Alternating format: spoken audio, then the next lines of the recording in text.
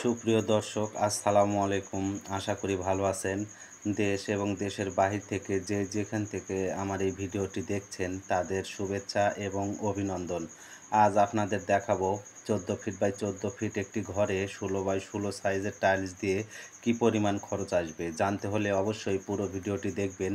আর আপনি যদি আমার চ্যানেলে নতুন হয়ে থাকেন অবশ্যই সাবস্ক্রাইব করে রাখবেন আমার পরবর্তী ভিডিওটি দেখার জন্য। তো আসুন এবার হিসাব করা যাক। 14 ফিট বাই 14 ফিট একটি ঘরের মেঝেতে টোটাল স্কোয়ার ফিট আসবে 196 square feet.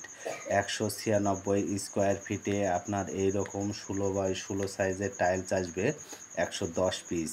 14 feet by 14 fit একটি ঘরের মেঝেতে টোটাল 16 বাই 16 সাইজের টাইলস আসবে 110 পিস। এবার হচ্ছে স্কার্টিং আপনার 16 বাই 16 সাইজের টাইলস 3 ভাগ করে 5 ইঞ্চি হাইটে যদি স্কার্টিং দেওয়া যায়, স্কার্টিংয়ের জন্য আসবে 15 পিস। তাহলে মেজের জন্য আসলো 110 পিস এবং স্কার্টিংয়ের জন্য আসলো 15 পিস।